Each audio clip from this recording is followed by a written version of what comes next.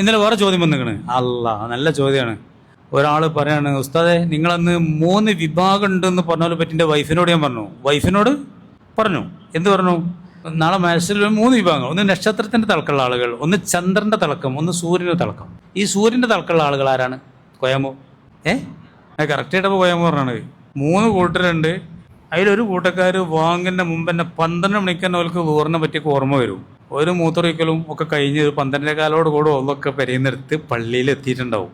പിന്നെയാണ് വാങ്ങി കേൾക്കുക എന്നാണ് പറഞ്ഞത്. അവർക്ക് നാളെ സൂര്യനെ തിളക്കാന്ന് പറയുമ്പോൾ വൈഫ് ചോദിക്കണം, അപ്പം ഞങ്ങൾക്കോന്ന് പ്രശ്നമല്ലേ?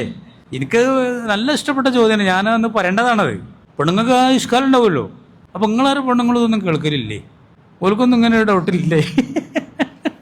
അപ്പതാക്ക ഇവരാരും പെണ്ണുങ്ങളൊന്നും കേൾക്കില്ല എന്ന് എനിക്ക് തോന്നണേ. എല്ലാ പെണ്ണുങ്ങളും കേൾക്കണമല്ലോ എന്നും പറയുന്നുണ്ട്. എനിക്ക് ഇനി പോകാൻ വെച്ചാ ചില ചെക്കന്മാരൊക്കെ നിങ്ങൾ തന്നെയല്ലേ എന്നാ ചോദിച്ചത്. ഞാൻ തന്നെയാണ്. ഇവൻ്റെ വൈഫ് ഇവനോട് ചോദിച്ചല്ലോ, അപ്പം ഞങ്ങൾക്ക് ഇപ്പോൾ എങ്ങനെ ഈ സൂര്യൻ്റെ തിളക്കം കിട്ടുക എന്നുള്ളതാണ്. മറുപടി എന്താണെന്നറിയോ?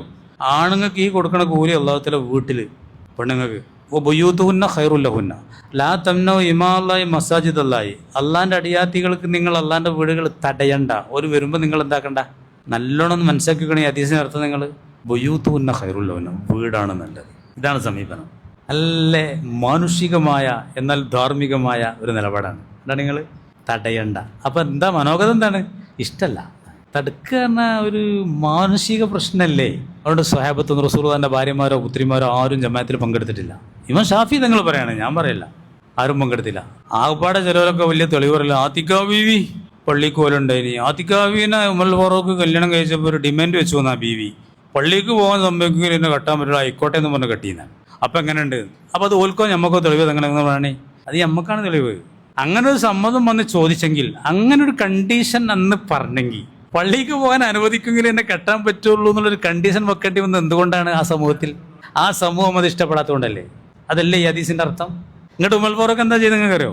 സമ്മതമൊക്കെ കൊടുത്തു. പിന്നെ ആങ്ങളെ ആക്കി വരുമ്പോൾ ഇങ്ങനെ ഇഷ്ടത്തിൽ കൂടെ വരുമ്പോൾ കുത്തു കൊടുക്കാൻ, അങ്ങനെ നിർത്തില്ല.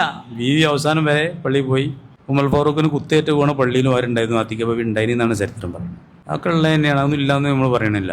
പക്ഷെ ആയിഷാബി പറഞ്ഞെന്താ, അന്ന് ആയിഷാബി ആ നൂറ്റാണ്ടിൽ പറഞ്ഞെന്താരോ, ഇന്ന് ഈ പെണ്ണുങ്ങൾ കാട്ടിക്കൂട്ടുന്ന നബി കണ്ടിനെങ്കിൽ നബി അത് വിലക്കുമായിരുന്നു. അന്ന് ഇന്നോ ആയിഷ ബീവി ആ 1-ാം നൂറ്റാണ്ടിൽ പറയാണ്, 100 കൊല്ലമായിട്ടില്ല, റസൂലുള്ളാഹിന്റെ ആ സ്വഹാബത്തിന്റെ കാലത്ത് പറയാണ്, ഇന്ന് ഈ പെണ്ണുങ്ങൾ കാട്ടിക്കൂട്ടുന്ന നബി എന്ന് കണ്ടിനെ വിലക്കുമായിരുന്നു.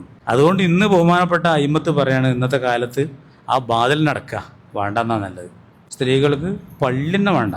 ഇങ്ങോട്ടാ അപ്പോൾ സിനിമയിൽ അഭിനയിക്കൽ നല്ല പണിയാണ്.